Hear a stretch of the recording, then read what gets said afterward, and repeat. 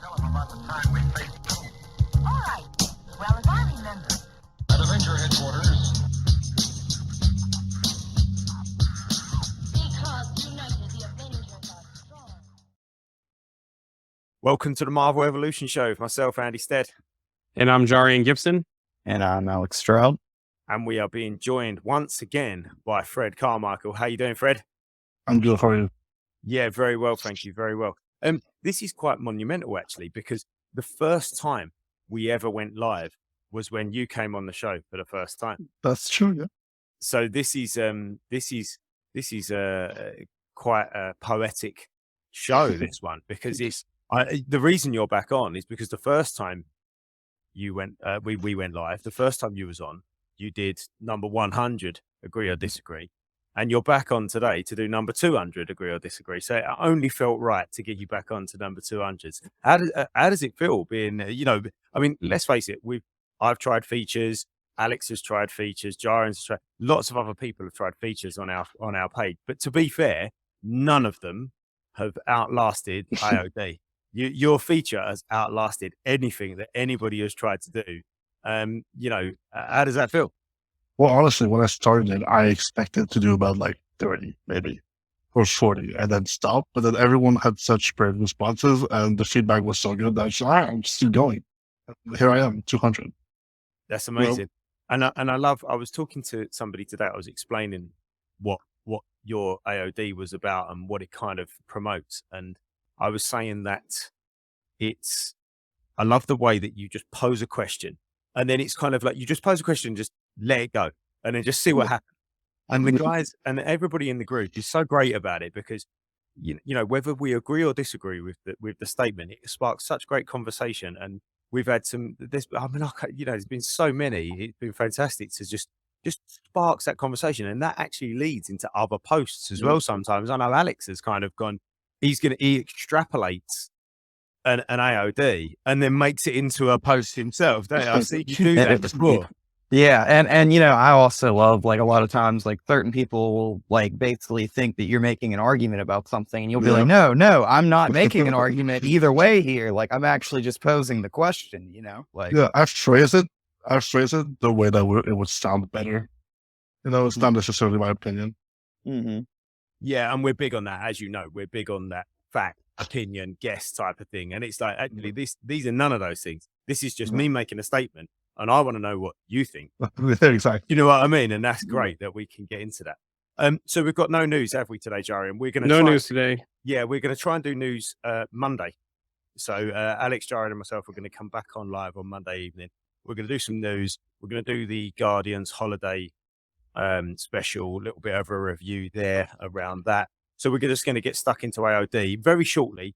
But I just wanted to catch you guys up on, you three. And anybody that's listening or watching that wants to know, even if you don't want to know, I'm going to tell you anyway, about what I've been up to Marvel-wise this week. So, two things. I've started Luke Cage. I've started the first season of Luke Cage, which I forgot how wonderful it is watching that style of show, that blaxploitation kind of theme that they play throughout it. The music is great. Yep. The music is incredible. How good is the music? Like, talking to Eric last week, and we was talking about scores and soundtracks in Marvel, and how we didn't bring this one up, I don't know, because it is absolutely amazing. The music is just brilliant. I'm absolutely loving it. So, and this is only the second rewatch of this. I've rewatched Daredevil season 1 and Daredevil season 2. I think that was the second or third time I've seen those, but this is the first time I've rewatched this since the first time I watched it back in whenever it was, 2016, 2017. So this is great to rewatch it again. But yeah, it's great stuff. So I'm really enjoying that. But I'm still in the good stuff. I'm still in the Alex's face. No, I made it back to Iron Fist. That's next. That's next, isn't it? I think because it goes Luke Cage, then Iron Fist, then the Defenders. So I've not got back to Iron Fist. They did cut him out so dirty. Yeah, so I don't know. He's not a character that I know a great deal about, to be totally honest. But it's interesting watching it now with the knowledge that Ali is going to be playing Blade. Yep. Yeah, so I'm watching it now, this second time around, with that in my mind, thinking, how is this going to play out as him as Blade? Yeah, You know? well, it's like at least they didn't like waste an actor on this. They're using him again. Yep. Yeah, absolutely. Yeah. Well, absolutely. they've used Alfre Woodard in a couple things in Marvel because she was Black Maria in Luke Cage, and then she was also in Civil War. And she's also going to be the voice of Lunella's mother or grandmother in Moon Girl and Devil Dinosaur as well. So she's kind of making the Marvel rounds with some of her roles. I like how they do that though. They utilize talent in different places, and I don't think it ever feels repeated or ever feels like, oh, that person shouldn't be playing this person, like they did with what's her name, Cersei. Oh, the one that was Gemma in Chan. Captain Marvel. Gemma Gemma Chan. Chan. Gemma Chan. So she played Minerva in Yep. Captain Marvel, and then she played Cersei. You wouldn't really know. Mm-mm. So it's nice that they've got that ability to be able to do that. So yeah, done. So that's what I've been watching that this week. I started reading The Death of Doctor Strange, Jarin. I know you Good saw it. run. Good, yeah. So do you know what? I didn't know anything about it at all, and I'm loving. I instantly, as soon as they brought back, the old version of Strange that he'd kind of drilled a week of his life away. Oh, what a brilliant twist that was! I wasn't seeing that coming. So yeah, really looking forward to reading that one. Yeah, I started reading a little bit of Kang Dynasty, and yeah, that's interesting. Have you got to the silent issue yet? No, I have not. I literally I started reading it the other night, right before I was falling asleep, and then I dozed off while I was reading it. But yeah, I mean, it's great so far, and it's definitely got Kang in a very interesting position, and it brings in the incursions and all that kind of stuff like that. So it seems like it's almost kind of what we're going to get in the MCU a little bit here in the future. So yeah, certainly think there's aspects of that story that are going to come into the MCU 100%.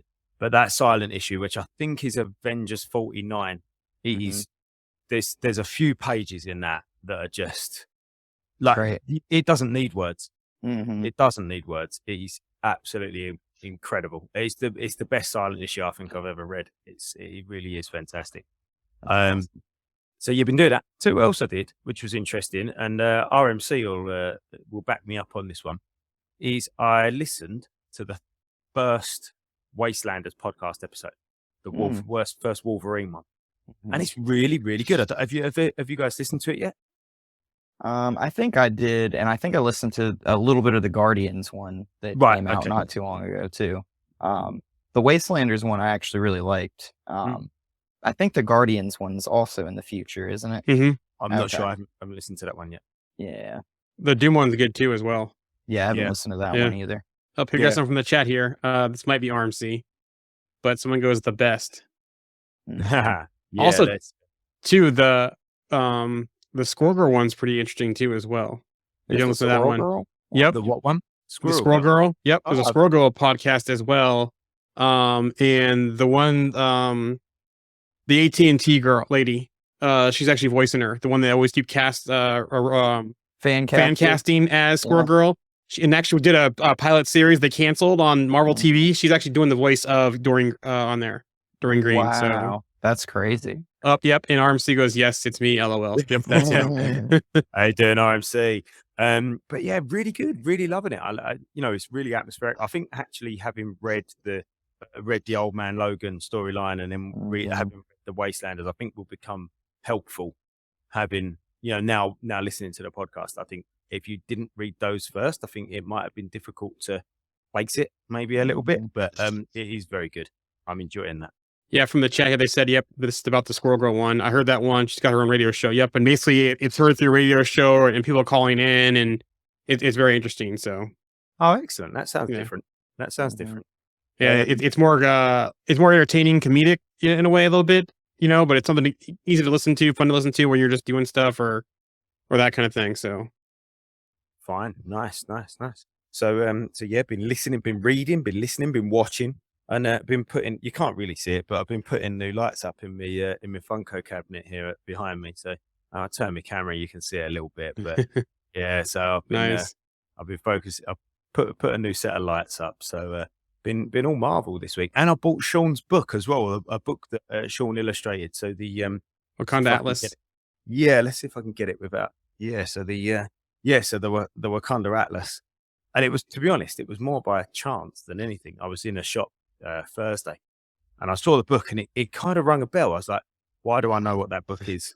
And then I remember seeing a post that Sean made, and I was like, oh, that's the book that Sean does. So I was like, I'm buying that book. So yeah, I'm yet to have a little proper read of it. I've had a flick through, but I need a proper read of it now and just a proper watch, a look at it. But yeah, it looked like a good book. Some of the great, some great illustrations in there. So I'm looking forward to getting stuck into that one and learn a little bit more about Wakanda. But yeah, I'm sort of been full on Marvel this last week, to be totally honest. What has anybody been up to? Anything fun? Reading anything? Watching anything good that's not MCU or anything different? I've been reading because I'm obsessed with Black Panther right now because I love the movie so much. So I've been reading some of his runs. Right now I'm reading the run from Reginald something. I don't know what his name is, but it's really good. It's really good. And Storm's in it. It's a good read. Nice. So we were saying the other week, Fred, I don't know if you heard the episode. We were saying that we wonder whether with young T'Challa, young Prince T'Challa coming in now, whether Aurora or Storm will come into the fold with him. Yeah. Sure. Yeah, so that could be interesting. And maybe do like a young play on it, because they've kind of gotten younger as they've cast her in Marvel movies, right? We had Halle Berry first, then we had the new actress in the new X-Men movies that was younger, and then maybe they'll go younger now in the MCU and kind of have them grow up together. That's interesting. That's a really good point, actually, Jerry. And like you said, they have got younger and younger, haven't they? The two versions of Storm that we've seen have just got younger again and younger again. And like you said, are we going to go younger again? I think it would make good sense, actually. Yeah. I'd like to see them grow up together and, come through the ranks together. And we don't need, if we're looking at the X-Men, who was it that said it the other week? Somebody we had on as guest said that they would love to see the X-Men, but the original, the original guys, Jean, Iceman, Cyclops, Beast, and Angel, and not have Storm, Wolverine, Colossus come in straight away. So have them in the second movie. Yeah. So that could actually play in quite nicely, couldn't it? Because if we have an X-Men in 3 or 4 years' time, and then have another X-Men in another sort of 5 years' time, then actually Storm could be a teenager by that time, along with Prince T'Challa. Yeah, they could definitely bring her through Wakanda, and there's been talk of a third movie, have her show up in that, have her tied to Wakanda for a while, and then later on down the road, have her possibly team up to become an X-Men. Yeah, and the beauty in that is with the X-Men, you have this like plethora of characters that you can make all different ages. So it doesn't really, if you start out with like the base X-Men, you can basically make the others any age you want and kind of bring them in however you want to do that. And you can kind of do this thing where you could almost make like 6, 7, 8, 10 X-Men movies and have different teams throughout. And, like they would all be great because you would have different iterations, different teams, different people coming together kind of type of thing. Yeah. Getting caught up here on the chat. I pray we get a Wastelanders movie sometime. Actually, we kind of get a special presentation of Wastelanders if they don't do a movie. Don't make it a Disney Plus series. If you're not going to make it a movie, just do a special presentation. And you could do different ones, like one on Doom, one with Logan, all the different ones they have. Some Guardians. One shots. Yep. Mm-hmm. Yeah. I know you guys have heard this millions of times before. I'm going to say it again because, I just think it's a great idea to see an Old Man Logan movie, special presentation, whatever you want to call it, project with Jeremy Renner and Hugh Jackman. I'd stop watching Marvel there. I'd be happy with that. Mm-hmm. Do you think something like that would be live action or be animated? Because they could kind of do it like they could voice it, and do it that way. I feel like it would be almost like a step forward to do it in like a live action. Yeah, I'd really want to see Jeremy Renner and Hugh Jackman play that out. It would be great, right? Like he's that RMC that's just said that last comment. My life would be complete. My life would be complete from RMC. But another chat here too is that I don't think this is you did, but didn't you get that signed? The book? You mean the Wakanda Atlas? No, I haven't. But not yet. now I know Sean, I might actually send it off to him and see if he might actually sign it. That'd be great. I wonder if he would. I'm sure I might get in contact with him. It might cost me a few quid to send it to America and get him to send it back, but that'd be worth a shout. I think RMC. Yeah, on the Logan and Hawkeye, Renner and Jackman live action only from the chat comments. So Yeah. I could see it be a mix of live action and animation. Maybe use animation for some flashbacks and then do live action for present time. Oh, what interesting. So I heard this week, Joe, and I don't know if you've heard it in the news or anything like that. I know we're not going to go into news today, but that there's going to be 8 or 9 different animation styles in the new Spider-Man. Spider-Verse. Yeah, that's cool. Spider-Verse. Oh, wow. I think we talked about last week, Alex, in the news possibly. I know it was in my news notes recently. I think it possibly was last week we talked about it when Alex and I did the news special. But yeah. I did Yes. not remember it was that many though. I mean, that's a lot. That's a lot of different animation styles. I you think- know, in one I think I movie. just said several. I didn't think I say an exact number because I've seen different accounts. So I said several, Mhm. I think, in our notes. Mhm. But also, too, you're going to get Tom Holland Spider-Man as well. Yeah. But it's going to be a different style Spider-Man from what I just heard this week also on that note. So I like the idea of the live action and animated. I wonder whether they could splice it so it wasn't as black and white as that. Like, this is a flashback, so this is animation, and this is now, so this is real. I wonder whether they could splice animation in with it. I don't know. Is that too out of the box? Would people understand that? Would that actually translate well? I don't know. Well, I'm just- they could do it like that one movie style a little bit. The movie with what was that movie? Where it's like black and white, kind of old school style. Was it Sin City? Yeah, since Yes. They could almost transition it back and forth, kind of like Sin City style, like have it kind of go into that frame, then go to animation, and then come back that way, and then go live action. Mhm. they should just Marvel. If you're listening, hire us. Hire us. We'll sort it out, and you deliver it. All right. Yeah. A couple more comments here. So about you getting that sent over to get signed by Sean, you should. LOL. I thought it was 6 styles. This is not really a spoiler, but the Guardian special did use animation where they did flashbacks that way, and that's what made me think of it. So yes, you're right. They kind of did that in the Guardian special. Mhm. And I think and someone goes, I love that idea, Jarins. So yeah, from the chat Yeah. comments there. Yeah, I'll make you right. Great. So there we go. Been reading lots of stuff. Collecting anything, Alex? Have you knolled your Funko? I mean, to be perfectly honest, I think I've got a couple that I've pre-ordered, but nothing really like too crazy. I think I've got one that's coming from Amazon at some point. It's like a special one of Black Adam, which is DC. Okay. But yeah, I don't really think I've bought anything recently, so kind of slowed down my Funko purchasing. You know, Yeah, it's one of those ones. Unless you've got unlimited space, you need to start like really thinking about what you're going to collect. Otherwise, it just starts getting ridiculous, doesn't it? So And- yeah, and I keep them in the box, so it's like, you know, then they take up all that space, and then I won't get rid of the box. So if I take them out of the box, then I have to store the box somewhere too with the Yeah. Funko. double the But- space. Yeah, so I'm like, you know, so Fair enough. Jarring any Lego this week? No Lego, but we were finally able to find a PS5 for retail price. Oh, So we got one of those, and we ended up getting the Miles Morales game. So my son's been heads down playing Miles Morales, but also he with the free Spider-Man download too. It was the 2-pack, so he's been playing that. And then I've been trying to find, the Iron Man mosaics from Lego. oh yeah. So I have the one big one of the whole thing with him doing the arm blaster thing. I'm trying to find 3 more so I can have the 3 individual pictures as well and put them on my Right. wall behind me in my office. oh, So that'd be cool. Nice. I tell you what, going back to the computer games things there, Spider-Man 2 on I believe it was the PS2 was possibly one of the best platform games I've ever played. It was absolutely incredible, that game. So good. nice. So good. I've got fond memories of swinging around New York City as Spider-Man on the PS2.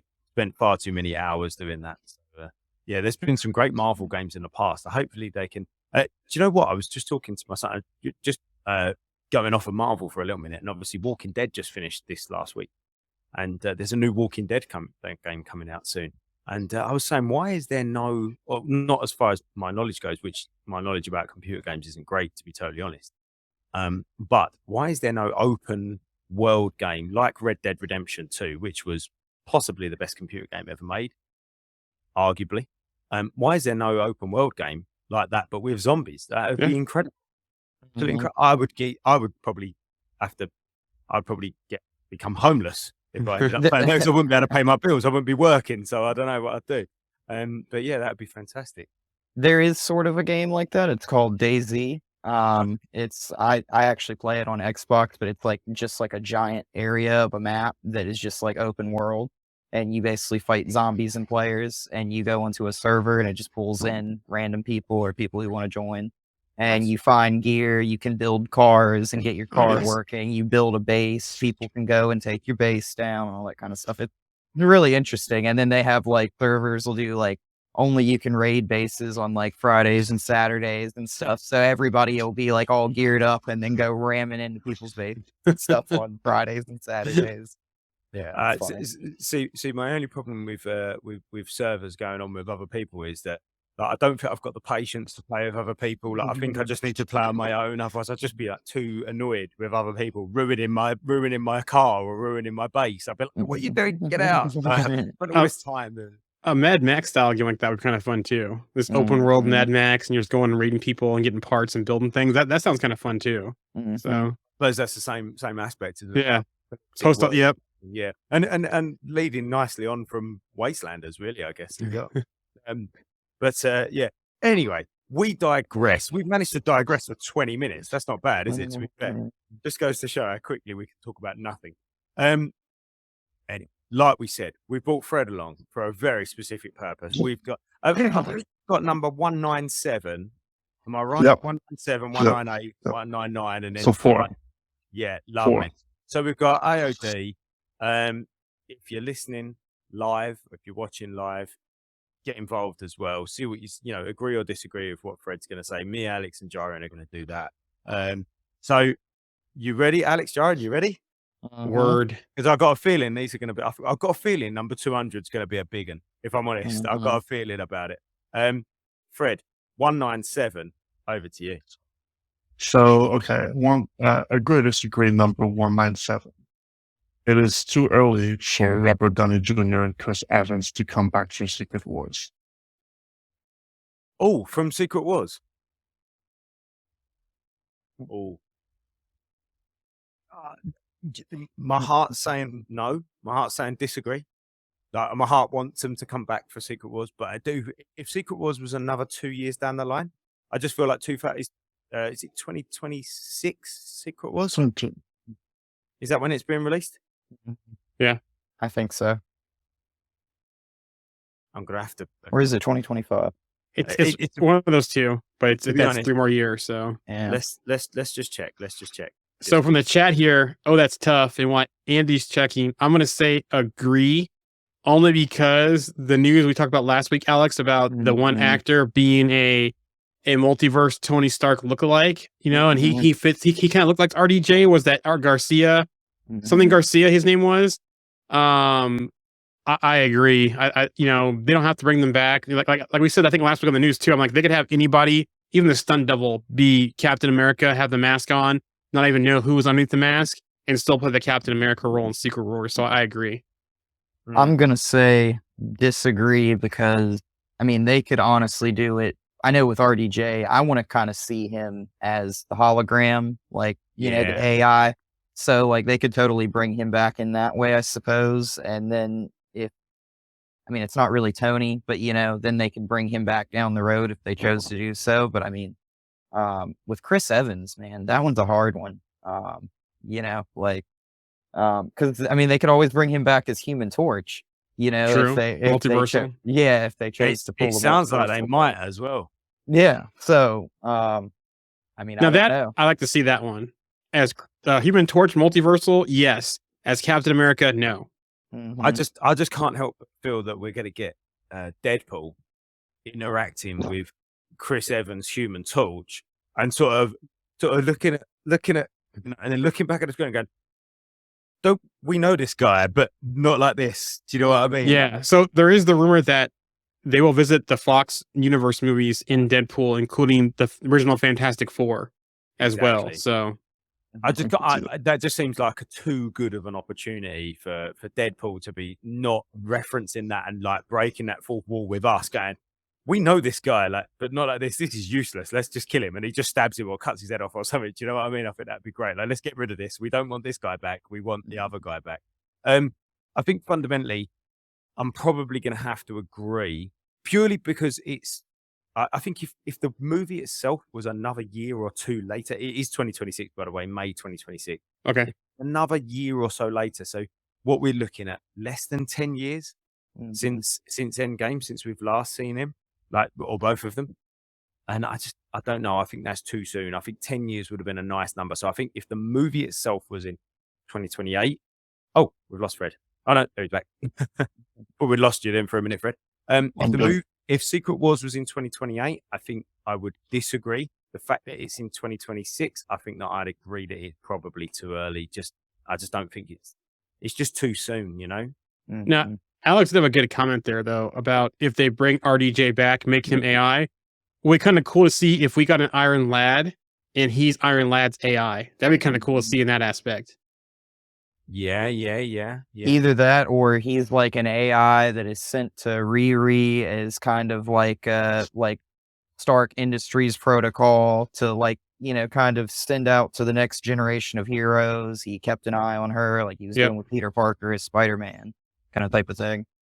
You know, with the hologram AI Tony thing, I quite like the idea that he's there, cannot influence anything. Yep. You know, like he's sort of sitting there going, no, don't do that or do this. And people are like, no, you can't tell me what to do. You're just a hologram. And he's kind of like trying to stop people from doing things. And he can't because he's just a hologram. And it would be such a crazy twist if we had like, say that over a couple of projects or something for like Riri or somebody else, like somebody's talking to this AI. And then at some point the switch flips and you find out that the AI is not actually Tony Stark's AI, but Ultron appears. Oh, as yes. Tony Stark. And it would just be like, woo, you know. Yeah. So a couple things here from the chat. That would be the right place for Return if they do it all. Another thing from the chat here. I'm with it. I'll agree. Another from the chat here. Maybe use Tony's brother, which would be an interesting one. And this one here, Chris has recently said he does miss the role. So I agree with the chat here. He has come out lately and said, you know, that he does miss playing the role. We've lost Fred. I'm not sure what happened to him, but he dropped before. But he's back. I'll just put him over here. You're fine. He's in and out. He's in and out. He's dropping it out. But so fundamentally, I think so. I agree, Alex. What are you saying? I mean, just because of the hologram thing, I guess I disagree. I mean, you know what I'm saying? Like, so I mean, I make a decision one way or the other. I guess I'm going to say disagree. Dorian. I agree because the whole person they look at casting for Tony Stark that I've seen looks a lot like RDJ, you know, not exactly the same, but as a multiversal variant looks alike. And like I said, for Captain America, they could put anybody in the suit, not to take the helmet off, and it would work. So I agree. Okay, there we go. So we've got two agrees and one disagree on air, Fred. And then a couple of different variations in the comments. So there we go. Number 197 ticks off. I do disagree. Number 198. No. Everyone can be recast. Everyone can be recast. Yeah. Ooh, that one's a hard one. While you're thinking, a comment chat here. It says, I missed the originals, honestly. And there's a question here about what do you guys think of possibly seeing Galactus in a future movie, which we can address shortly. Yeah, that's a big question, blimey. Yep. We'll come to that in a moment. Thank you. Who was that? That was that was from Twitch. Black Beards. Yeah. Okay. We'll come back to that one in a little bit. Yeah, it's a big question, that one, Blackbeard. So we'll come back to that one in a moment. We're agreeing or disagreeing with Fred's statement that everyone can be recast. So Blackbeard, we'd be interested to hear what you think. Can anyone be recast? Alex, you got any thoughts? Because I mean, that's why I'm passing it on to you. Yeah, I know. I'm gonna have to say probably, I guess, like, disagree. I mean, we didn't just recast T'Challa for obvious reasons. That's kind of like, I guess, like the lead in my argument here. As for, I mean, there are certain roles that I think some people are just like too perfect for, and a lot of people may not fill a lot of those roles as well. But I mean, to say never, I mean, in 30, 40 years, we could definitely always have somebody recasted as a character, or 10 years from now, or 15 years, So I mean, I guess, yeah. You don't have to answer yet. Don't answer yet. Wait, we'll come back. Yeah. You've justified. Don't answer yet. Yeah. It brings me to a post actually that I think RMC, if he's still listening, put up today or yesterday about something that Quentin Tarantino said. And he said about the fact that we would go to watch, and actually Luck, who's been on our show before, come up with a really good comment on that. And he said about the fact that we go to the cinema or theater, or we used to go to the cinema and theater, or we sometimes still do, to watch a movie star. So we will go to see a Tom Cruise movie because Tom Cruise is in the movie. Or sorry, bad example with Alex and Joran sitting in a room. But you know what? You get my point. We would go to see the movie because of the movie star, not because of the character that they're playing. Yeah. Where now with Marvel movies, and this was Tarantino's, not necessarily an argument. I guess it was an observation more than an argument. But he was saying, we're not going to see Chris Hemsworth. We're going to see Thor. We're not going to see He's right. Captain America. It's a good point. He's right. Yeah, and I make him right. So we're not going to see Chris Evans. We're going to see Captain America. We're not going to see RDJ. We're going to see Iron Man. And he's got a point, really. Well, except for maybe Black Adam and The Rock. But Yeah, because I know a lot of females that saw Black Adam because of The Rock. So my sister's one of them. Getting The Rock's in, she'll go see. But I would argue that it's almost whoever they cast as Black Adam or whoever they cast as Thor is gonna be a good looking guy. He's gonna be muscular, he's gonna be handsome, he's gonna be charismatic. So whether that particular person is attracted to that actor, actress, they're gonna be, someone's gonna be attracted to that actor or actress because they're generally gonna be, a visually pleasing person to be in that role. They've been drawn like that in the first place as an ideal human being or an ideal specimen of whatever race they're supposed to be. So I think along those lines, I think I could. Do you know what, Fred? I could probably. So your question was everybody can be recast. I would say I agree because I think they probably can. I think it might be harder. It might be harder to recast roles from like original roles, but so Thor isn't an original role, is it? Like this is a Chris Hemsworth. Thor has been a character for thousands of years. Chris Hemsworth has just played this version of Thor. Do you know what I mean? So but Luke Skywalker has only ever been Luke Skywalker. He's only been in that one thing, and it's only ever been Mark Hamill. So to recast Luke Skywalker, it might be slightly different. Does that make sense? Yeah. So let me add some nuance to it. To the whole Tarantino thing first. Like, for example, I didn't go see Thor to see Chris Hemsworth. Like, I didn't even know who Chris Hemsworth was before I saw Thor. But now I know who he is, right? Like, I knew who RDJ was because he was in 80s movies, Weird Science, Johnny Be Good, other movies as well. Chris Evans, I knew of him because of, Fantastic Four, and then he's done some other comedic things in his younger days. So, but yeah, he's absolutely right. I don't go see the Marvel movies for the actors in them. I go see them for the stories and how things translate from page to screen. With that being said, the whole recast thing is that it depends, right? My context is short term, I disagree. Long term, I agree. And we just saw this happen with T'Challa. But then we saw with Thunderbolt Thaddeus Ross that, he got recast pretty quickly. So there's some situations they can do it. Others they can't. I guess it depends on the role and the person of impact is my answer. Going from the chat here, disagree was the first one. The next one was straightforward. Yeah. As much as my heart wants them back, I feel like it has to be really well written in the frame of the multiverse to not make it cheesy. And that would be hard. That's Jamie Cloud. That one. yeah. That's Jamie Cloud. This one's a good one. Everyone can be recast, but successfully is the $64,000 question. And then Well, another not one my here. favorite. Go ahead. Sorry. You're fine. In my mind, there's only one character who I cannot be recast, and that's J. Jonah Jameson with J.K. Simmons. He's the number one. He's multiversal now too. So Mm. another one here, right to disagree, right to a degree, but my argument is this: say I'm playing Wolverine, and so is Hugh Jackman. I'm a different movie. Who are you gonna see? Go see. It won't be me, LOL. Which is a point there. Mm. You know. The star power brings it. Another one. It's a proper point by Tarantino, but also is a function of Marvel's. Of how they've done casting. Another one says, does Marvel's casting always hold up to be as good as it's been? Eventually they will miss. It's inevitable. Yep. I agree there. No, that's just that's Monty that he's correcting himself. Okay. That second one. And then another Yeah. one here. I've been told told a few fellow Marvel fan friend of mine that if he wasn't already in the movie as a different character, actor Daniel Kaluuya would have been a good choice in my opinion to replace Chadwick as Black Panther moving forward. That's an Yeah, interesting that's- comment there. That is I an could interesting- see it. Yep. Yeah. So I think so what have we got? I think I'm gonna it's a tough one. I feel bad saying it, but I think I'm gonna agree, Fred. I think I'm gonna agree. I think everybody probably can be recast.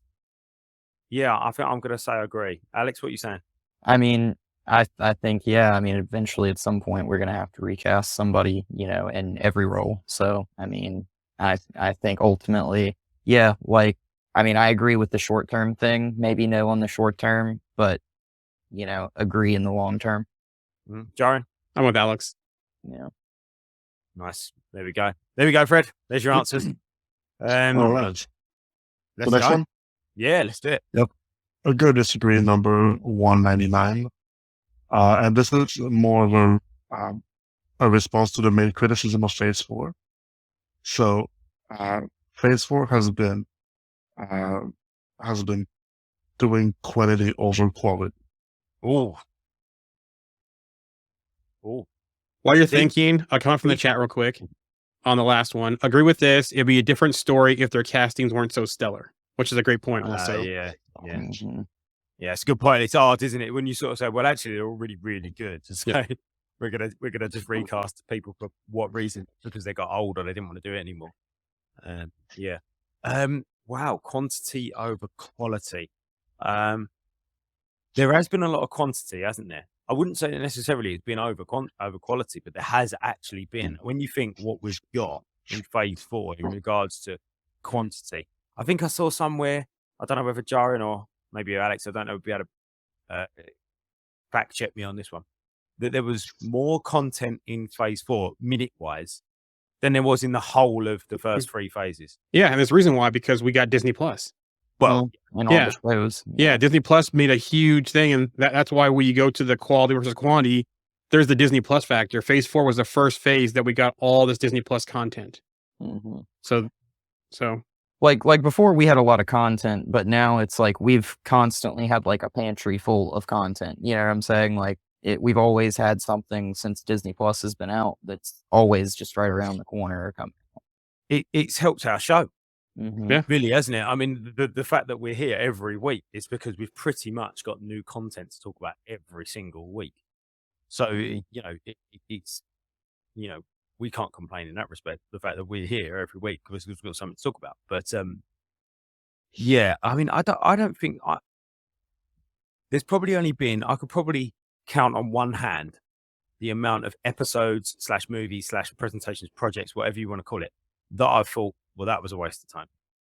No, probably not even that. I probably don't even need one hand. Do you know what I mean? Like, there's not much that I've kind of gone, we could have done without that. Mhm. I'm just kidding. I know you are. I'll explain why. When it gets to me, I'll explain why. No, that's fine. So I don't think that, for me personally, I think the quality for the most part has been there. Maybe occasionally they've missed, but I mean, come on, like, in art, you're going to every now and again, you can't please everybody all of the time. That's that saying, isn't it? You can please, what's the saying? You can please all of the people some of the time, or some of the people all of the time, but you can't please all of the people all of the time. And I think that they've pretty much upheld that. You know, they have probably pleased most of the people, you know, all of the time, or all of the people some of the time. So yeah, I mean, it's hard. I've really enjoyed all of the content. I've really enjoyed, but I guess maybe that's for me doing this with Alex and Jarian every week, and being able to come on and speak to friends and connect with people over Marvel and collect all this stuff behind me and talk to people about it. I was literally talking about it tonight as well with friends or family. So I guess for me, the more content has actually added to my life rather than, do you know what I mean? So yeah, I mean, we'll come back to my conclusion in a moment. I don't know what you guys feel.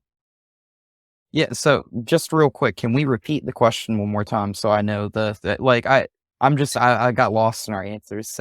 So phase 4 is focusing on quality over quantity. I mean, no, the opposite. Let's focus on quantity over quality. Yeah.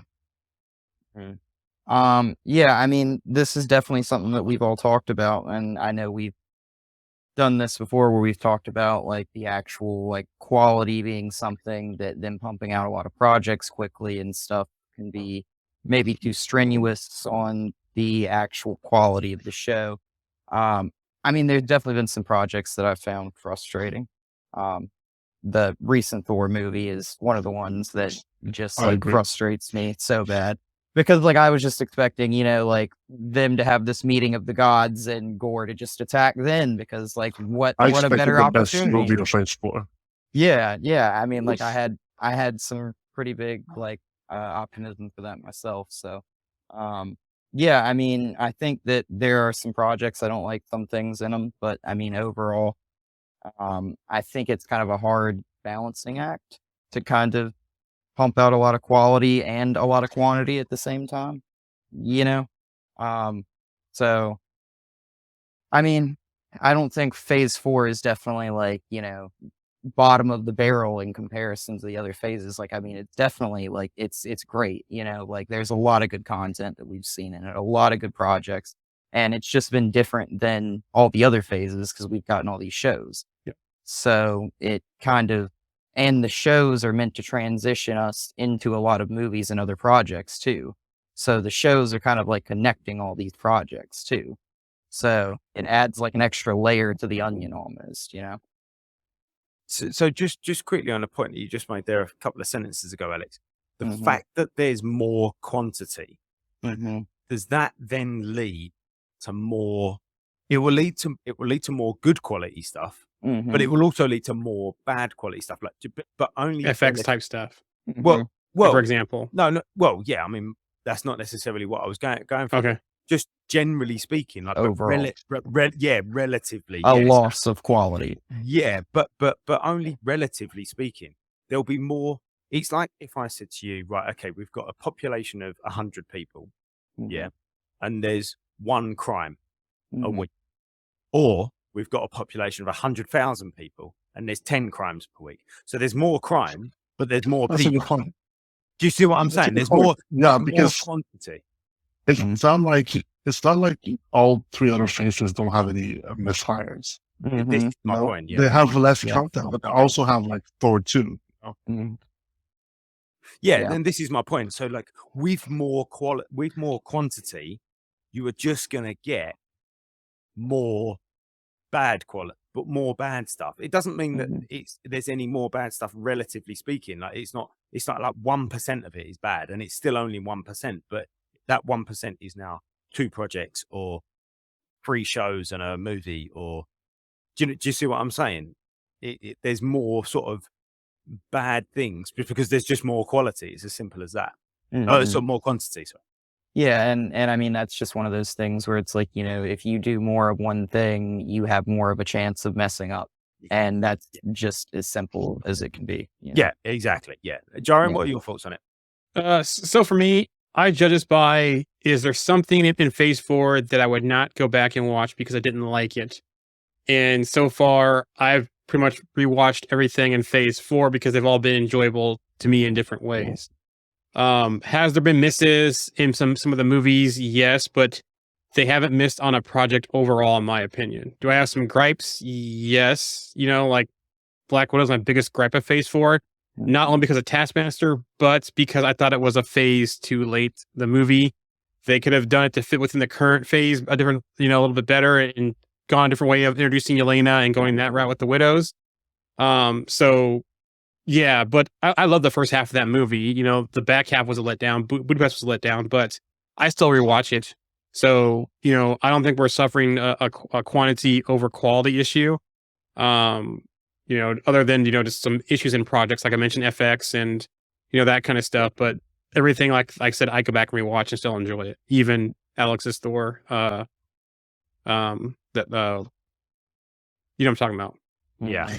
The latest Thor movie. Yeah. I don't want to get into a Black Widow whole discussion, but I think that if that would have been released when it was supposed to have been released, I think it would have made more sense, because it would have Yes. been almost directly after Endgame, and it would have felt like more of a homage to Natasha than just badly placed, because it was 2 years after when it was supposed to be released. But let's not get into that conversation. Yeah, it would have. I get what you're saying, though. It would have felt more organic. Yes, exactly. Yes. Yeah. More There's fluid. loads of comments. Yeah, more fluid, more organic. There's loads of comments. Go on, Joe. Yeah, so the first comment, I feel we lost a little quality, but at the same time, I'm happy for the quantity. Another one here, I think it's a Jimmy Cloud right here. This sounds like one of her things. I think she's mentioned a lot about WandaVision. I wouldn't be here without WandaVision being on the screen when I walked by one day. The Chris Evans one, I'll come back to in a minute, because that's not on the current question, but I'll come back to that one. We also need to consider a show's budget versus a big movie budget. CGI and things like that can't be the same quality. Exactly. Disney Plus has changed a lot with Phase 4 because we have so much that ability to push content out. The next one, there's an argument for both sides, but I'll agree. I don't want to go so far as to say when they're purposely focusing on that, but more of the inevitable result. Another one here. I haven't seen Shang-Chi and the Ten Rings yet due to it didn't look exciting to me, but I'm gonna have to go for me to understand Ant-Man and Quantumania, because the Ten Rings are probably gonna play a huge part when it comes to Kang. And also, just without that, Shang-Chi is actually a pretty enjoyable movie. So definitely go see that one. We just did. So Blackbeard's obviously listening via maybe YouTube, or where is he? Twitch. Blackbeard's listening via Twitch. Blackbeard, if you are on Facebook, get onto our Facebook page, Marvel Evolution News discussions and queries. We have just had a poll in regards to some of the best things in Phase 4, and we stuck up a poll about the best action/fight scenes in Phase 4, and Shang-Chi blew it out of the water. It was, people were buzzing for those action and fight scenes in Shang-Chi. There was other great elements of it as well, but I think it said a lot about that poll, where the two top answers in that poll, top voted things in that poll, were the Shang-Chi versus Wenwu and the Shang-Chi versus Razor Fist and Goons on the bus. And they beat out every other action and fight scene in Phase 4. So, it's got some really great stuff in there. So Blackbeard, get on to Shang-Chi. It is a great movie, especially if you love hand-to-hand combat, good fight scenes, good action scenes, and there's some other great stuff in there as well. Yeah, if you like the old kind of kung fu style movie feel, there's some of that in there. And Blackbeard, I have 2 of your comments that I'll queue up for after our 200 agree disagree as well. We'll circle back to those, depending on what Fred says. So I think fundamentally, Fred, I've got to disagree. I think that no, it hasn't been quantity over quality. I think that the quality has been there. I think that we've just seen more quote unquote bad quality things because of the amount of content being. Relatively speaking, we've probably only seen the same amount of bad quality stuff that we've seen in Phase 1, 2, and 3, but it's just been a little bit more because we've had more content. So It's statistics. that's it. Exactly. Yep. It is Yep. statistics. Yeah. Alex, what do you think? I think I'm just gonna have to say I disagree. I mean, like, there's projects in Phase 4 that I just love. I think are slam dunks, and then there's of course going to be a few that I just am not big fans of. Yeah. It it is what it is. Exactly. Jory? I disagree as well. I think, maybe we can look at this after Phase 5 and see, compare it, because the Disney Plus impact has changed. versus the other phases. If we don't have Disney Plus, we'd probably be the same boat as, the previous phases. So we'd Yeah. probably circle back on this after the end of phase 5. Mhm. Yeah. But so I disagree. Comment here, it's just math. Like Ron Burgundy says, it's just science. It's just math. Science, bro. Yeah, science. Um, and that the big moment, Joey, is there a cheer? Is there like a Oh, congratulations? here we go. Yeah, let me go react. So let me do a chant.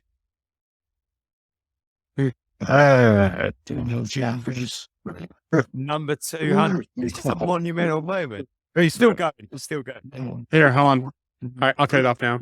Wondering how long it was going to go. Mhm. Do you want a drum roll? Do you want a drum roll real quick?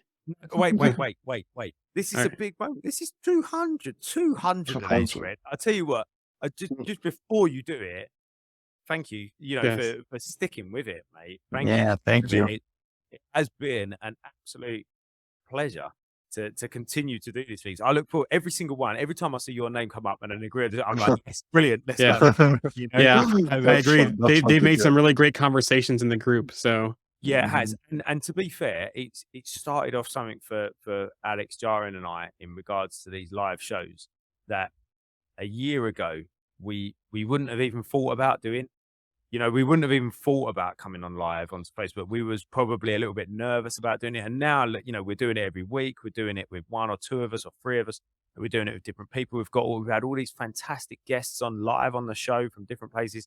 So, and in all fairness, there is in no small part, your commitment and your creativity in regards to the questions that you bring up to us has played a big part in that. So, before you go into number 200, I just, from Alex, yeah, Thank you guys. Thanks. Yeah, thank you, Fred. That's why I do it. yeah, great stuff. So, over to you, Fred. Number 200. Let's do this. And this should be number 200. The multiverse should close once Kang is defeated. Oh, a good one. I had to cross my legs for this one. Mm. The multiverse should close after Kang is defeated. So I don't think that Kang's going to be defeated at the end of Kang Dynasty. I'd hope that he's never going to be defeated, if I'm totally honest. I hope that he's going to be around forever and just keep dropping in every now and again and kind of going, look, I'm not dead yet. Do you know what I mean? Like in the comics, basically. yeah, exactly. Like in the comics. Like he never really dies. That's what Ultron is as well. Yeah, that's it. Yeah. He kind of dies, and then everyone's like, "Yeah, we've defeated Kang." And then about 10 years later, he turns back up again. And you're like, "Oh, okay, he's back because he's never dead. He's everywhere."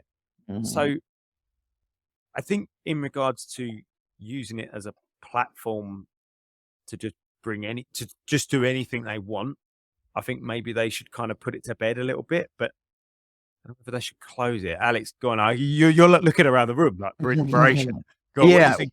Well, I actually think that they should close it, and I'll explain why. I think that at the end of that, once they defeat Kang, I feel like we're going to have some sort of situation where we're going to have a bunch of like transplants from other universes that end up in the main universe. And that's going to be kind of like the main kind of MCU universe will be just kind of like the catch-all of everybody that's left over after the next multiversal war that's going to kind of, happen. And I kind of feel like that they should at least close it for a little while and, maybe just kind of get back more to like more of a central story rather than have like the potential to have so many different offshoots and everything. I think it would be kind of refreshing to just kind of go back to that.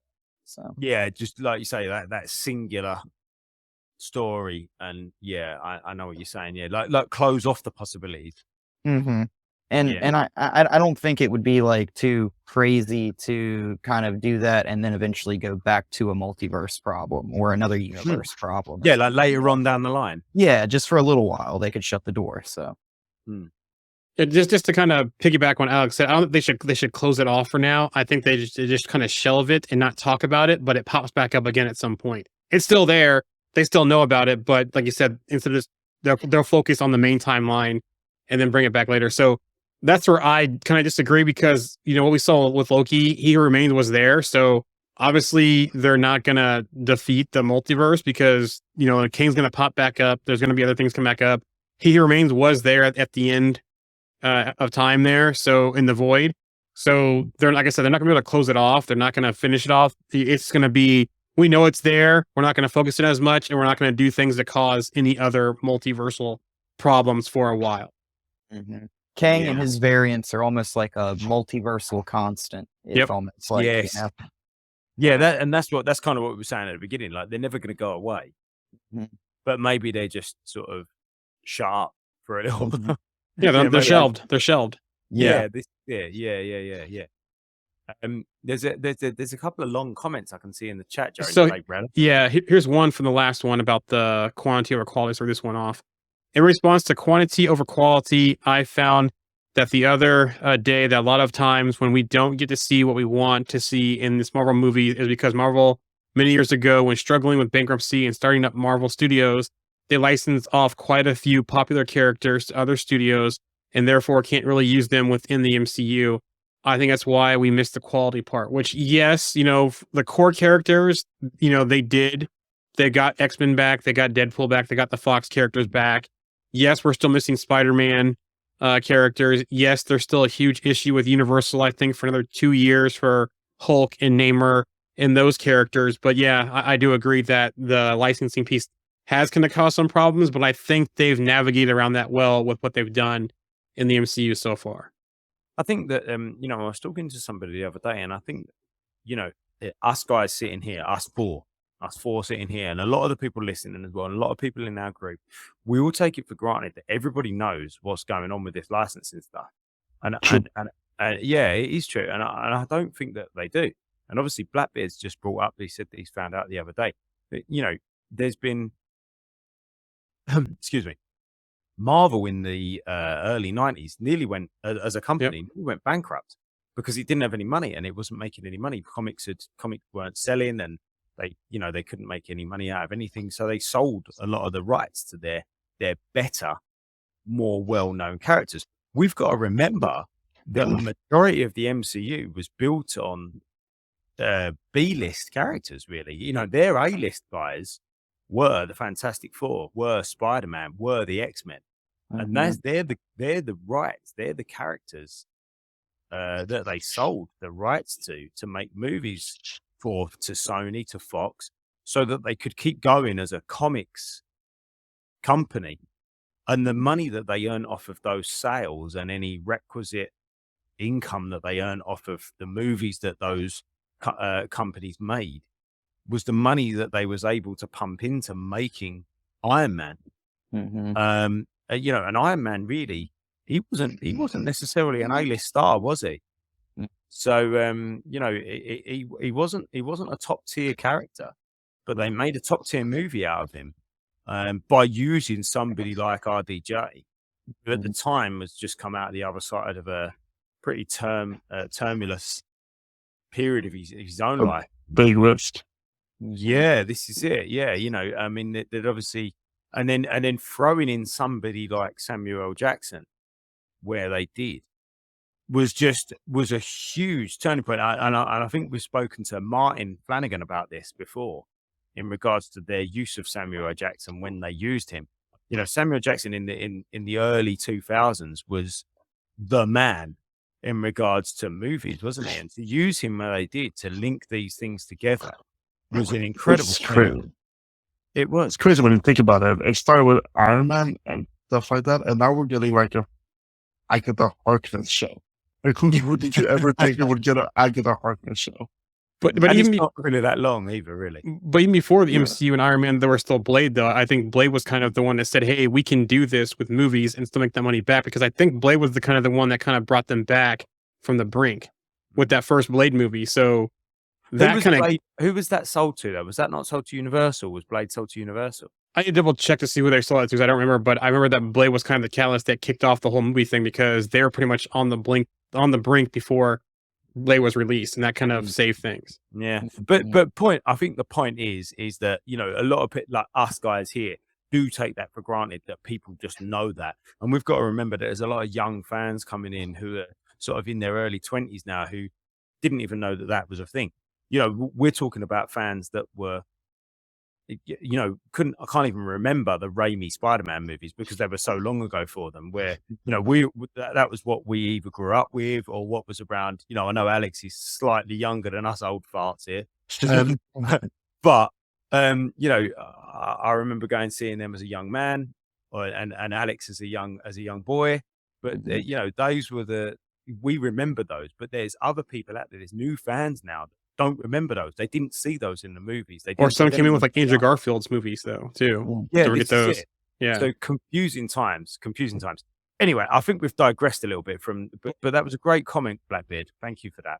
Another chat comment here. I'll disagree because it could prove useful at some point. As long as it isn't overused after the saga, it should be okay. Exactly my point. They could always come back and have some kind of story that has to do with it, something like that. And so, you know, shelve it, but use it strategically after the multiverse saga. Another one here. I was so hyped when they made Ghost Rider and the Punisher into films, but I was disappointed how they made Blackheart and Ghost Rider and John Travolta as a mobster and Punisher. Those early years of Marvel movies. Yep.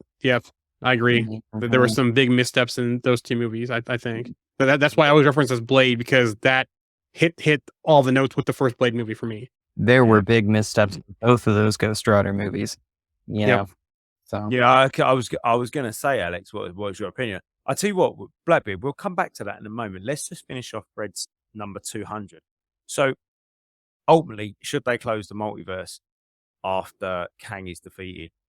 I'm going to err on what we've all said and say I disagree, purely for the fact that I think it will never go away. It shouldn't ever go away. It can't ever go away. You know, like in the Marvel universe, scientifically, can't go away, surely. And even if it does go away once, it will then open up very quickly again. So I don't think no, but I do agree with what Jarian said, and that it should be sort of just put on the back burner for a little while. So I'm going to disagree. Alex, Because this is called the multiverse saga, right? Yep. The next saga won't be called that. no, Nope. but then it'll be put on the back burner, and they can bring it back. You know, I still think they should call it Saga X. If I'm totally honest, I think that'd be awesome. But that's another thing.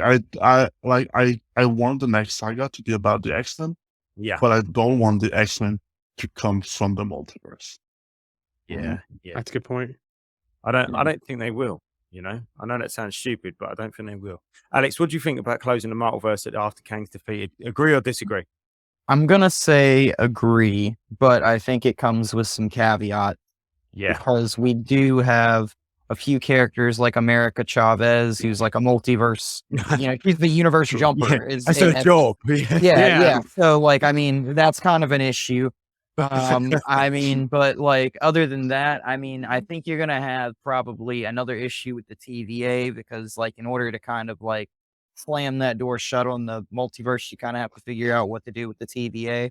And I feel like that's going to Good be point. something where the TVA is probably still going to exist at the end of all this. And it's probably going to have a new leader, and it's probably not going to be Kang. And I have a feeling it's probably going to be Loki, the one that from the TV show. And that's going to be kind of like at the end of all this, Loki's going to just like go ahead and just take one on the chin and be like, I'll just step into this role and make sure my whole distance is to make sure Kang doesn't exist. And Good points. yeah, Really I think good Tom points. Hiddleston wants to do this forever, anyways. yeah. So- Yeah, that's true. Yeah. So yeah, so are you saying you disagree then? I mean, I think agree for now, disagree long term. You know, like I mean, Caveats again. yeah. I mean, like, but it's just kind of hard to say agree. I think fully because, like I said, we've got America Chavez. You can jump Yeah. from to another universe. So on a whim. Exactly. That's So- literally her power. Yeah. So Yeah. If you take that away, she's useless. Very Yeah. much. She can still fight. Although I mean, she's learning magic. I was Yeah. just about to say she's learning magic. Yeah, so if they do close the multiverse, she can use her magic. Yeah, Jarian, what are you saying? I disagree. I think as long as it's used strategically, you know, a tactical use of it's fine. Alex made a great point with America Chavez. You kind of handicap her if you do that. Yeah. And I don't think Kang is ever going to go away.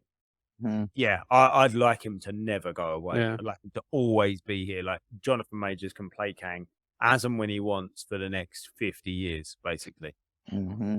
Yeah. And the beauty in Kang is like, you know, they could totally think that they've sealed the door on Kang, and then all of a sudden, just somewhere out of nowhere, like 5 years from now, he just Yeah. pops out of nowhere and is like, "Hey, I'm here to take this over." And they're like, "What? Where did you come from? We've already stopped you." That's and what I want from Ultron. yeah. Yeah, totally. From the chat here, another good one from Blacksbeard, or Blackbeards. At some point, Marvel has to have an end game for their movies. I know they generate money, but at some point, the general audience will probably grow tired if you push too much out without much breathing room in between.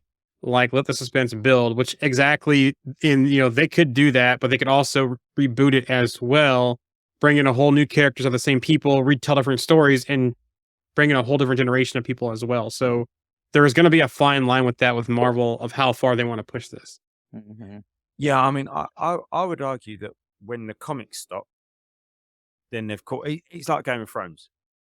It's like Game of Thrones, isn't it? Like Game of Thrones caught up with the books, and then they overtook the books. So will Marvel movies ever do that? Will they ever start making up? Because most of the stories that Marvel are pumping out at the moment in regards to the MCU are all stories either adapted or extrapolated from the comics. They're not original stories. Like there are original elements, obviously, because it's a different medium, so there's always going to be slightly original elements. But they're all comic stories. But are we going to get to a point where they've caught up with the comics? There's no more stories to tell. There's 80 years of content and it's still going. So I don't think we can catch up with the comics yet. No, I agree. And so then the point there is that actually, will we run out? I mean, it's only, if you're going to carry on reading comics, you can carry on watching TV shows and movies. I think the beauty here is with all the content. I mean, normally when they make content now, like they put it on big screen or they put it, on a show or whatever they choose to do. They always take aspects of certain things and they pull them in and they make something. So they don't take the whole project. So just because they take aspects from one thing doesn't mean that they can't come back and take more aspects from that same From thing. the same thing in another project. Yeah, to use in another project. And kind of like take the layers apart and then just use them in different places, Yeah. I like that. I like that idea actually. And I think we've probably already seen that. If we could sit here and think about that for a half hour, we could probably come up with a scenario where they've actually done that, where they've actually had the same comic story, but they've put it into 2 or 3 different projects. Probably Thor and Hulk are probably examples of that. Off the top of my head. Yeah. We've got a couple of comments there, Jaron.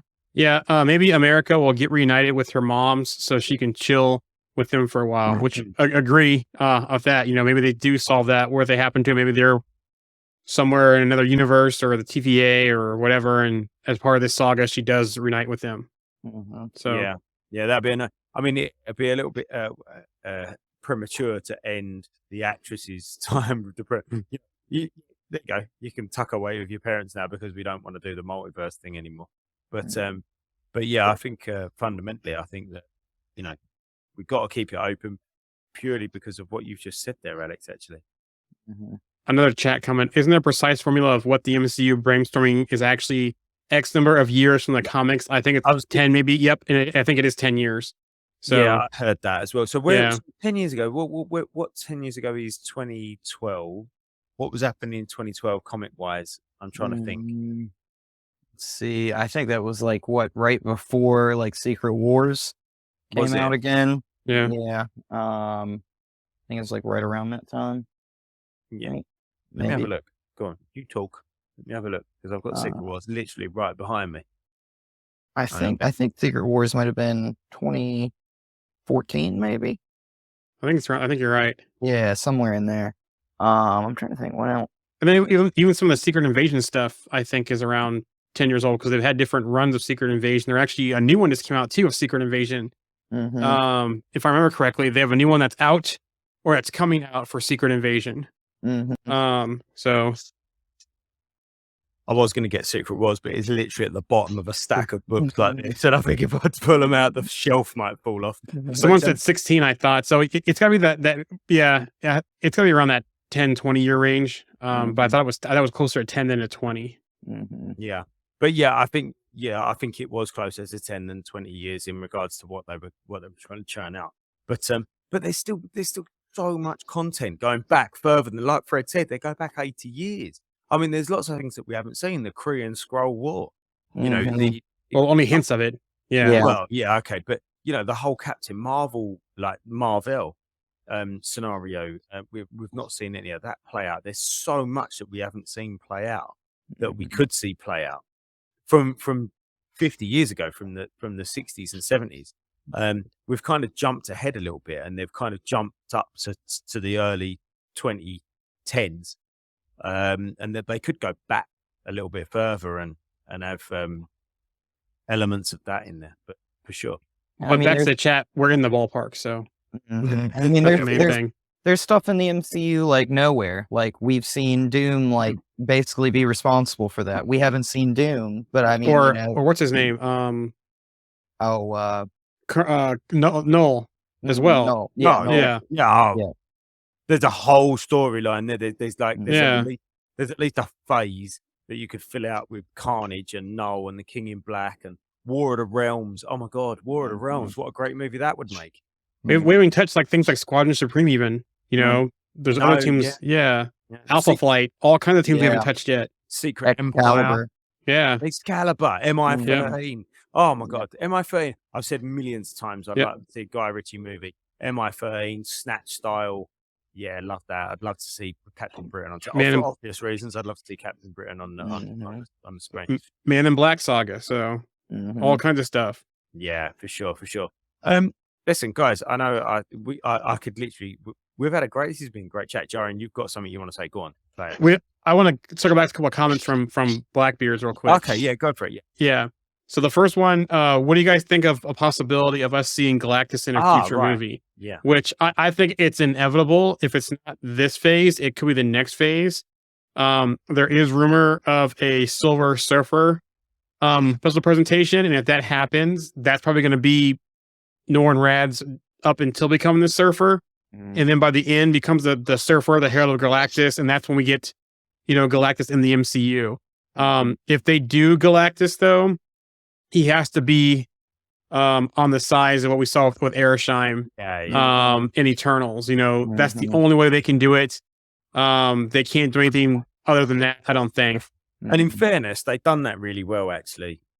I didn't think that they would be able to. Well, I said I didn't think they'd be able to pull that off. I didn't really know what to expect, but when they did that, I was like, actually, that's okay. Like that sat well. That sat okay with me, and Yep. we believed that they could do Galactus. Yeah, they kind of got to do like an Arisheim / Unicron in the Transformers cartoon movie. That's the perfect scale for Galactus in the MCU. Yeah, Just don't my be a cloud. opinion. Yeah, don't be a cloud. Don't be a cloud. And we haven't really seen in the MCU any team or anybody really talk about like seeing Arishem up in the Yep. sky. Like not really one person is really No, spoke yeah. about Or even Tiamat in the ocean. There's like one reference. You would think Namor would reference Tiamat, but nothing in Black Panther Wakanda Forever. So yeah, there's definitely more to uncover there with Eternals and how that affects the greater MCU. You know what? I wonder whether they'd ever. I wonder, but do you remember Inhumans? Do you remember that was a thing? Yeah, I know they were that actually good in Agents of S.H.I.E.L.D. I give Agents of S.H.I.E.L.D. a hard time, but they actually did Inhumans well, much better than that standalone TV show that was supposed to be a movie that got canceled. But where Black Bolt was like a toddler, basically. Yeah. Like you remember it. They tried to make you forget it, but they remember it. I wonder whether they would ever try to make you forget that an MCU movie or project existed by just completely not referencing it ever again. Yeah, but it'd be kind of hard not to have any Inhumans at all. There is. Go ahead, Sorry, Fred. go ahead. Okay, I would say I would have thought that what they would be doing with Incredible Hulk, but they've been referencing it a lot lately with a lot of characters. Yeah, they have. I feel like some shows like that MODOK show that they made or Hellstrom on Hulu, I feel like some of those Marvel shows, like they don't really care if you remember those or not, No. Like, But do you think they would ever do it in the MCU? Like let's just take it. I know that I don't want them to do this, but do you think they could ever kind of go, let's pretend Eternals never happened? I don't think they could. Because we've already seen references to Kingo already. Oh, but any movie then, any movie, any MCU movie, That's fine. anything. That's my point. Like most, like the two movies that I would say people always say are the worst ones is Incredible Hulk and Thor 2, and they've been referenced like heavily. Yeah. like a lot in Avengers and Exchange 4. And So do you think they almost make a point of it? Yeah. I think Well, yeah. Well, we know people don't like this, so let's reference it even more. well, look at She-Hulk and all the toxicity stuff. They called it out the whole series, so they're not going to shy away from it. And also, too, about Inhumans, there's rumors that Daisy Johnson is going to be in the MCU at some point. You know, that is picking up steam. That we're going to get Quake, the same actress. Yeah, even. yeah. I quite So, like it. Yeah. The story almost has like too many links and is too integrated almost to actually like Yeah. not have that. You know what I'm saying? Yeah. Like, And just think if we get a proper Fantastic Four who introduced a lot of these characters, just think of the whole thing between the Fantastic Four and the Inhumans. Think about Johnny and Crystal's relationship. Yeah. You know, there's all kinds of stuff they have ties in there. If you're going to explore Fantastic Four, I almost feel you're going to have to include some of those elements depending on how long the Fantastic Four is going to be in the MCU. mhm. The next question from Blackbeards here. In my opinion, Chris Evans was perfect for Human Torch role and perfect for Captain America. Prior to Ryan Reynolds coming in and being that lovable, sarcastic a-hole, Chris Evans plays another lovable, sarcastic a-hole as well. Yes, he nailed Johnny Storm, in my opinion. Could Chris Evans have played Deadpool? No, I don't see it. Ryan Reynolds was like born for that role. He was, absolutely. Yeah. Yeah, he's kind of Ryan Reynolds for Deadpool is kind of like how I feel like, The Rock is for Black Adam. It's kind of like he almost like embraces that role and is part of the promotion of that character in that role, because like Ryan Reynolds is just Deadpool. I mean, they even say it in the comics. He looks like a Shar-Pei mixed with Ryan Reynolds. Like, so. Back to the Inhumans thing, one comment there. They could just consider the Inhumans mutants, couldn't they? Well, they kind of said that precedence because with Miss Marvel, she's been Inhumans she was Inhuman in the comics, but in the MCU they made her a mutant. But going back to the original creators, they wanted her to be a mutant, so they course correct. So yes, they could just make Inhumans mutants in the MCU as well. The next thing here, going back to the Ghost Rider comment here, and then we have one more after this one. Alex, you want to address? We mentioned this already, but do you want to go ahead and your thoughts on Ghost Rider?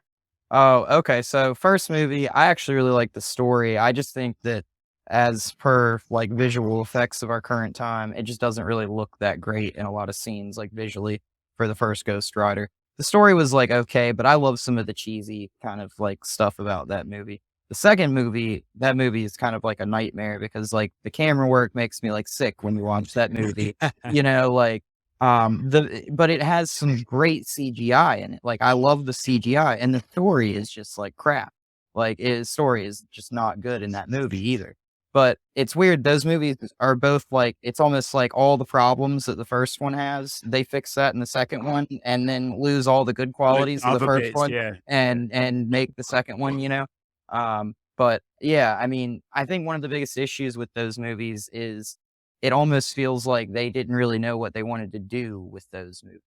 Yep. Like they really had no direction. Like I love the fact of Ghost Rider like grabbing a chopper and throwing it with his chain on a roof and basically like killing demons and stuff like that. But it just felt like they just were just pumping out a movie to pump out. There was no cohesion, right? Yeah. Like just a load of awesome visuals and nothing else. Yeah. Exactly. Like look at Ghost Rider the movie and look at Ghost Rider in Agents of S.H.I.E.L.D. Look at the stark difference there. Like Robbie Reyes' rendition of it and Gabrielle Luna in Agents of S.H.I.E.L.D. was far way better than Nicolas Cage and what we saw in the movie, right? Because they had a purpose, they had a vision, where the movie was just like, let's just put a bunch of cool stuff in here, Michael Bay style, and call it a movie. Yeah. And at the end of the first movie, Nick Cage tells Mephisto, hey, I'm Johnny Blaze. I'm going to be Ghost Rider. I'm going to fight you with fire with fire type of situation. Then the second movie, he goes and gets purged of the Ghost Rider because he doesn't want it anymore. And I'm like, why did you just do this at the end of the first movie? Yeah. Like, it feels like this is a complete loop back, Sure. So, I don't know. Okay, the last one we'll do here before we close down. Yeah. Sorry for going off topic, which don't apologize. It's all good. Feel free to answer this question later when the topic. Okay, let me skip this part. What's your opinion on Marvel making a quick money grab movie solely based on the popularity of a certain celeb? Marvel announced they are making a movie starring singer Bad Bunny as Spider-Man villain El Muerto. Nobody has really heard of that villain or that Marvel character prior to the announcement. Now, this is not Marvel. This is Sony, and Who knows what Sony. Sony is doing? Yes, who know? Yeah, exactly. Who knows what Sony's doing? Right, like from rumblings of Kraven the Hunter, he's an eco terrorist type thing in that movie. So there's some things there. The direction they kind of went with Venom. The first Venom, I love the first Venom. The second Venom, not so much, and they even changed writers for the third or directors for the third Venom movie. So I don't know. Yeah, Sony's gonna Sony. Couldn't they do like Sil or something? So that's one thing they are doing. So they are doing a TV series with Amazon, which sounds promising. That's going to be their Spider-Man TV universe on Amazon Prime. That does sound interesting. The Soul Project does. Madam Web does not sound interesting to me right now. I have heard some mixed. I have heard mixed things on Kraven, but the Echo Terrorist thing kind of makes me wonder about it. But I always judge both those before they come out. But the TV thing does sound promising from Sony with Amazon. But so going on to Blackbeard's comment there, and based on the popularity of a celeb, does that? I think that ties back into kind of what Tarantino was saying the other day about: are you going to watch a movie based on character, or are you going to watch a movie based on the movie star? So I don't think there's a right or wrong, if I'm honest. I don't think it's right or wrong to go and see a movie because Tom Hanks is in it. Do you know what I mean? Or I don't think it's right or wrong to go and see a movie because Captain America's in it. I think it's just preference. So, if you like, I mean, I'll be honest, I don't even know who Bad Bunny is. Neither do I. Maybe that's me being old. I'm not sure. But I don't know who Bad Bunny is. But if I was a Bad Bunny fan, but I wasn't a Spider-Man fan, I would probably still go and watch the movie because I was a Bad Bunny fan. But if I'm a Spider-Man fan, I'm probably going to go and watch the movie because I'm a Spider-Man fan, not because I'm a Bad Bunny fan. Does that make sense? And it's also could be a demographic thing. It could be, it could be. Come to that in a second. I mean, it could be a case that I'm a Spider-Man fan and a Bad Bunny fan, and then I've got the best of both worlds, haven't I? And if I'm neither, I'm probably not going to go and watch the movie anyway. So it doesn't really matter. But yeah, 100% demographic thing, younger age they're trying to attract with the movie, because I think Bad Bunny is probably someone way younger than our age because I never heard of Bad Bunny at all until this announced about this movie. So yeah, that's it. So I mean, like I say, I guess it depends what they're, are they simply doing it because it's a money grab? I don't know. I mean, they're a business at the end of the day. They need to make money. But again, Sony's going to Sony. The very last comment here, just some rebuttal there. I don't like it. In fact, I hate it. I hate it when with the white hot heat of 1,000 burning suns. I just know they're going to ruin Kraven. I've said it all along. They're going to make him an eco terrorist. LOL, shaking my head. So there you go. Sony's going to Sony. I'm hoping that Kraven and Madam Web turn out well, but we'll see. Well, I guess I'm gonna be a grumpy old man. I'll see myself out. LOL, just kidding. That's definitely RMC. Yeah. But also too, there is that unnamed Sony movie, which I have hopes for being like a Sinister Six villain type movie as well. So something to keep an eye on out there. Cool. Guys, it's been an absolute pleasure. Fred, thank you for coming on, my friend. Yes, thank you. 196, 197, 198, 199, and 200. I'll be posting that along the weeks. Thank you. Yeah, fantastic. No, it's been a pleasure. And like I said before, you done number 200. It's been an absolute pleasure having you as part of our group. And it's been really, really fun and fantastic to have the feature. I cannot wait to have you back on in however many months it is, whenever it is, number 300. You're back. We're doing it again. That's tradition now. Yeah, it's tradition, man. It's definitely tradition. Keep them going. So yeah, from me, thank you, Fred. Alex, Jaron? Yes, thank you, Fred. Keep it up. I love the conversation. Yeah, brilliant. All right, guys. Just a reminder, real quick, we are streaming again on Monday. The links will be up here today or tomorrow. 4:30 Central Time, 10:30 GMT. We'll do the news of the week and Guardians Christmas special. And also one chat comment here. Nice show, fellas. Thank you and congrats, Fred, on the 200 agree or disagree. Yeah, nice one. All right, guys, take it easy. See you next time. Take care. Take See you care. guys. Why don't you tell them about the time we faced